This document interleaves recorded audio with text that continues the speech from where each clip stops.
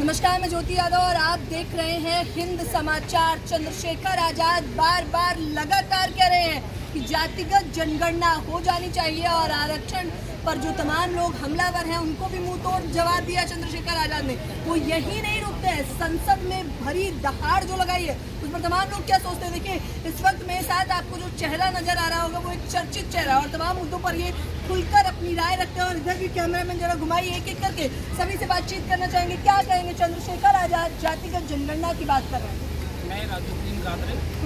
देखिए, जातिगत जनगणना ये बहुत बड़ा मुद्दा है जो सरकार इसको बार बार धकेलने पे लगी हुई है। आज 75 साल आज़ाद हुए, 80 साल के आसपास हो गए हैं, लेकिन जो सरकार बनती है वो हमेशा ही जातिगत आधारित जो जनगणनाएं होनी थी, जबकि 1931 में हुई, उसके बाद आज तक नहीं हुई।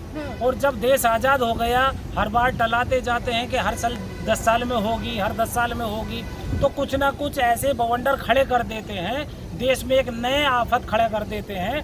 वो देश की जनगणना नहीं होना देना चाहते, क्योंकि जो ओबीसी वर्ग है 1931 के अनुसार 52% है, और फिर देखिए एससी समाज 22% है, फिर देखिए मुस्लिम समाज उसके अकॉर्डिंग 18% है।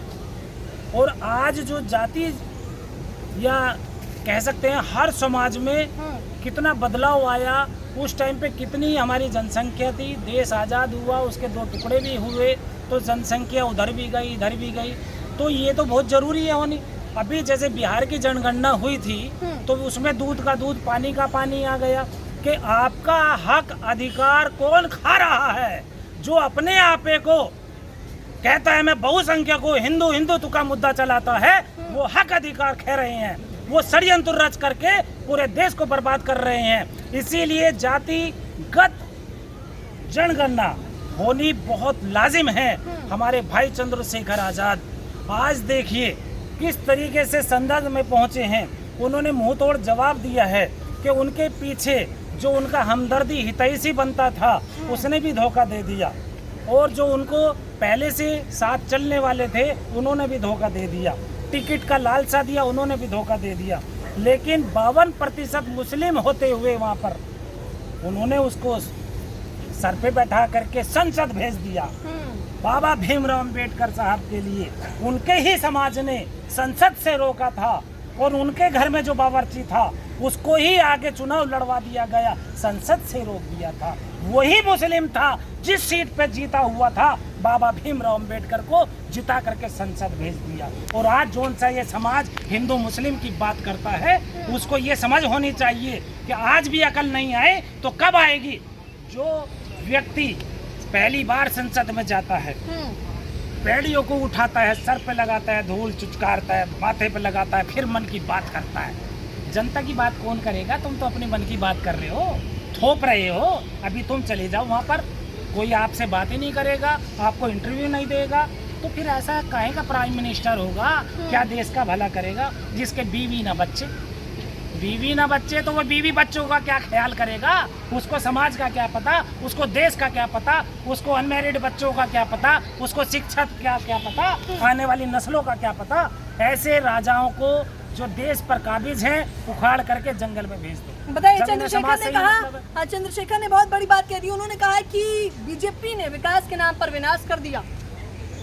ये कोई बहुत बड़ी बात नहीं है। हाँ। उन्होंने तो ये भी कहा था बेटी बचाओ बेटी पढ़ाओ, और आज बेटियों के साथ में बलात्कार नहीं महाबलात्कार हो रहे, सामूहिक बलात्कार हो रहे। न्याय नाम की कोई चीज़ नहीं है। हाथरस में भी कांड हुआ, हाथरस में पहले हुआ था, बहन बेटी के साथ में मनीषा वाल्मीकि के साथ में क्या किया था पता है?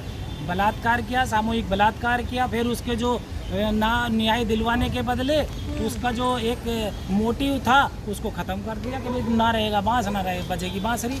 अभी हाथरस में कांड हुआ, उसके ऊपर जांच होनी चाहिए, उसमें एक वर्ग विशेष के लोग लगा देते तो वो जांच क्या करेंगे? ऐसे तो सच्चर कमेटी भी बनी थी, उस पर क्या हुआ? और बहुत सारी कमेटी बनी, क्या हुआ? बेरोजगारों को आज और भी बेरोजगार बनाया जा रहा है।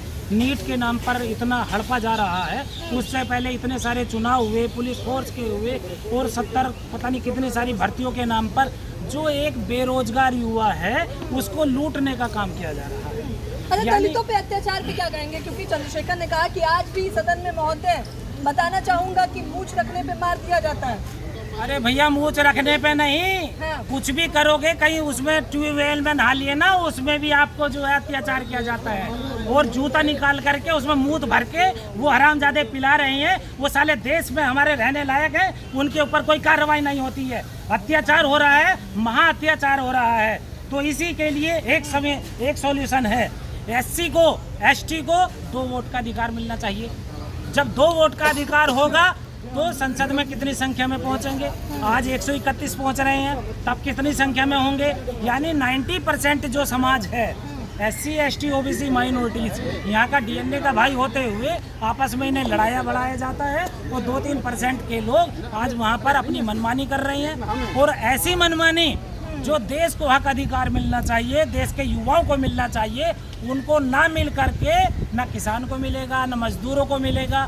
2-3 लोगों को उन्होंने चुन रखा है, 10-5 को, और उन्हीं को अपना कर्ज भी माफ़ कर देते हैं, अरबों खरबों ख़त्म कर देते हैं। देश का जो वाइट मनी है उसे ख़त्म कर रहे हैं और उन्हें जो भगा दिया जाता है देश से। अरे भैया, देश को कंगला कर रहे हो, सारी चीज़ें बेच दी है। बस मुद्दा है हिंदू मुस्लिम करो, खा जाओ एक दूसरे को।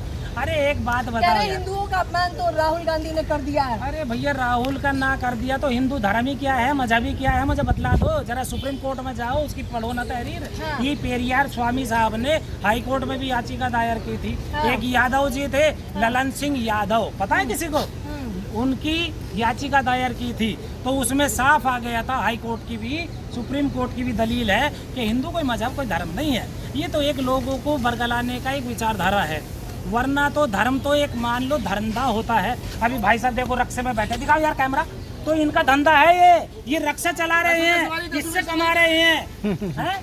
तो ये धंधा होता है। अभी एक मंदिर में बैठ गया पुजारी, वो क्या करेगा? धंधा ही तो कर रहा है भाई साहब, नोट चुग रहा है। अभी एक मजदूर जो है जूती काट रहा है, तो वो धंधा कर रहा है। तो धर्म को वो नहीं होता है, ये एक विचारधारा होती है, बना रखा है जाहिर तौर पे। चंद्रशेखर आजाद ने यहाँ पर जंतर मंतर पर मैं मौजूद हूँ और यहीं की बहन बेटियों पहलवानों की भी बात करी।